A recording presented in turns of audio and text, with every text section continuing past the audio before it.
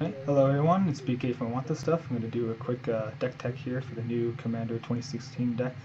The deck I've chosen today is Breathe Lethality. So I'm going to start off with the Commander here. It's Traxa, Praetor's Voice. She costs a green, a white, a blue, and a black. She is a 4/4 legendary creature, Angel Horror, with Flying, Vigilance, Death Touch, Lifelink, and at the beginning of your end step, Proliferate.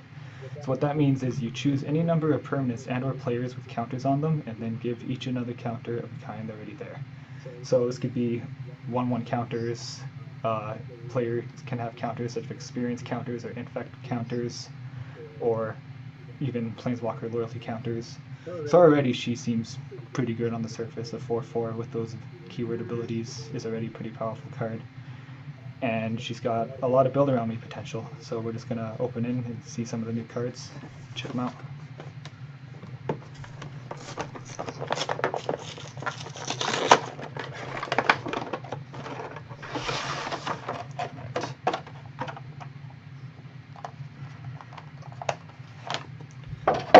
Alright.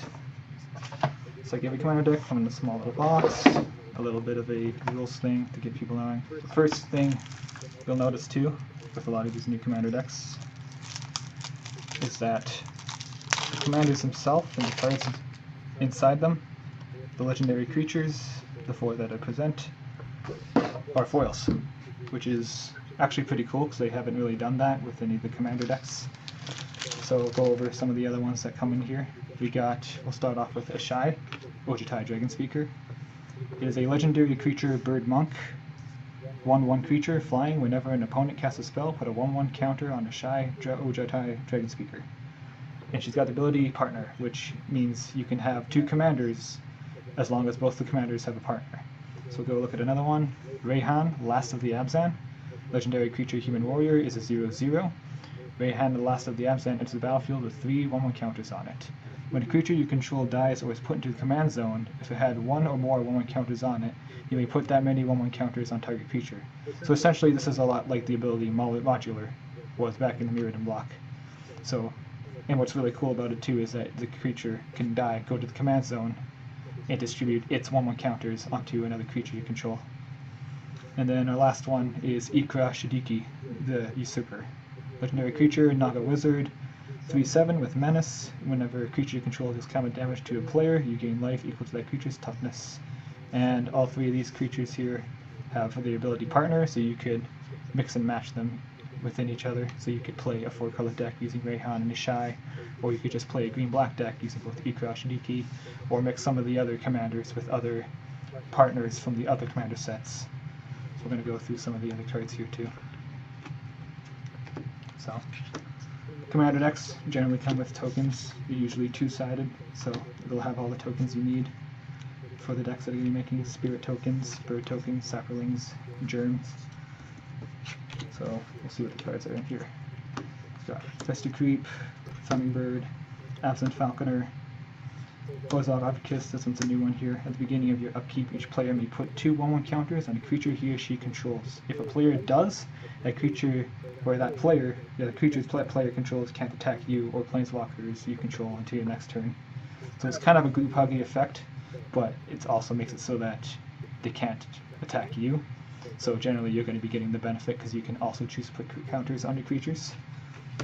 Tuskguard Captain, Elite Scale Guard, Juniper Order Ranger, Enduring Scalelord, the infamous Soul Ring, gotta have it, Commander, Felwar Stone. Got some signets, mana fixing. We're definitely going to need some mana fixing in these 4-color commander decks, so there's going to be a lot of mana rocks. So we got 3 of the signets. Commander Sphere, which can add any color mana, and Dark Sea Elongate, which can also add any kind of mana.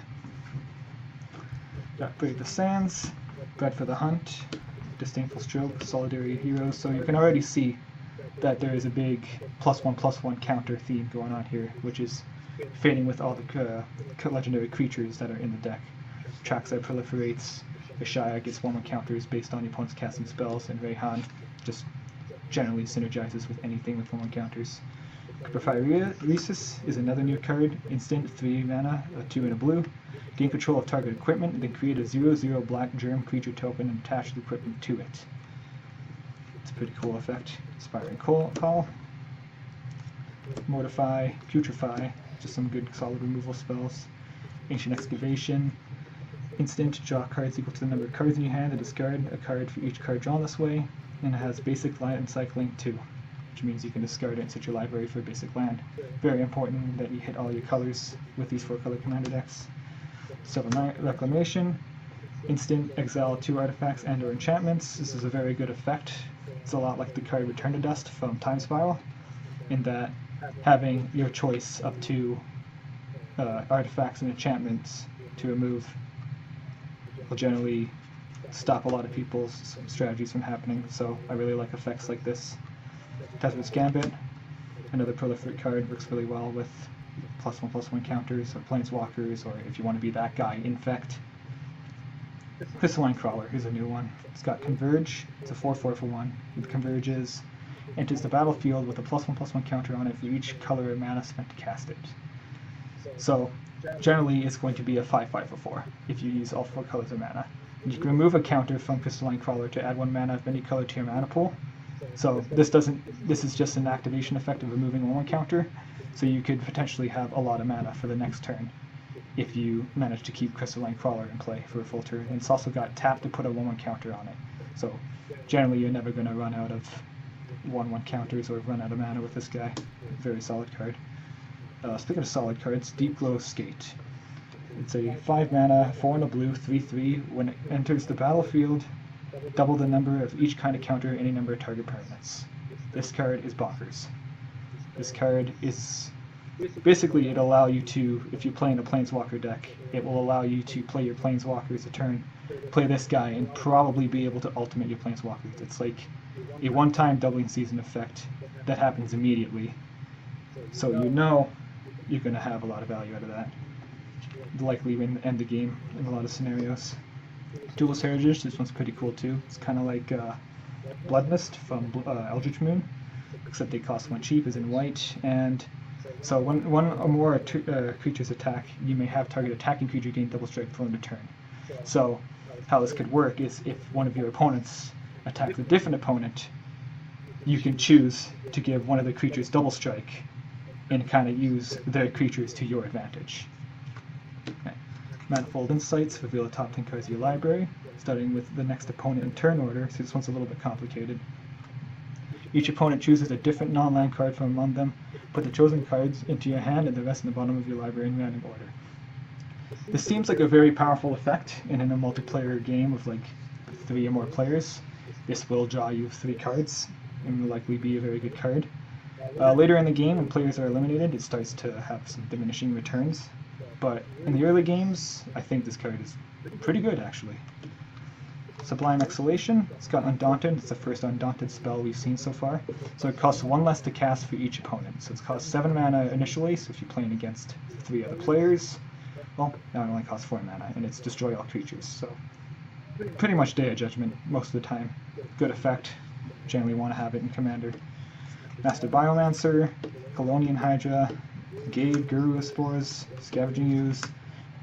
So a lot of good playables there, for sure, and not just in Commander, but in all sorts of formats too. Scavenging Ooze, great card. Necroplasm, another reprint. Champion of Lambhold, Vorel the Hallclade, Custody Soulbinder, Forgotten Ancient, Bane of the Living, Corpsejack Menace. A lot of good 1/1 counter cards here. Fathom Mage is great. Revelark, fantastic card too. Ultra Zombie, Cauldron of Souls, Astral Cornucopia, Hardened Scales, Citadel Siege, Cathar's Crusade, Veerweave, Languish, Merciless Exhibition, Spitting Image, Doomblast, and now we're moving on to the lands. So we got Darkwater Catacombs, Exotic Orchard, Murmuring Bosk, which is actually kind of surprising to see in this deck, but I guess it makes sense. Sungrass Prairie, Underground River, glad to see cards like this being reprinted. Oh, looks like we have a couple more other cards here. Migratory Route and Treasure Cruise somehow managed to make it in with the lands. It's got some plains. There's 5 of each basic land in it, so there's 5 plains. There'll be another island hidden here somewhere. Probably under here. Oh, maybe 4 islands. That's weird. 5 swamps. Oh, I guess there's more lands. 7 forests. 1 Arcane Sanctum, 1 Ash Barrens. This is a new land. It's basically just add colorless mana, but also basic land cyclings for 1. So, again, it'll help you find your mana. It's a colorless source for any colorless cards you may want to put into your deck. Azorius Chancery, Command Tower, Dreship Reef, some storage lands, Evolving Wilds, Golgari Rot Farm, some improvements like the Opal Palace, Opulent Palace, Sandstep Citadel, Temple of the False God, Thermophic Expanse, and Seaside Citadel. Overall, I think the deck is pretty powerful, and I like that it has a lot of different changes that you can make with a lot of the commanders. A lot of the cards seem pretty powerful. The combination of a Shy, Odradrai, Dragon Speaker, and Rayhan seem like it can make a pretty strong 1/1 counter deck. Atraxa too could also make a very strong 1/1 counter deck. I see her more being in kind of a infect kind of shell for commander, or more specifically planeswalkers, because she's in all the best planeswalker colors. So you get effects like Doubling Season, Deploy the Gatewatch is probably another addition you'd play, and then all the really strong planeswalkers that work with her, like you get to play the new Tameo, the old Tameo, Fencer, all the Ajanis.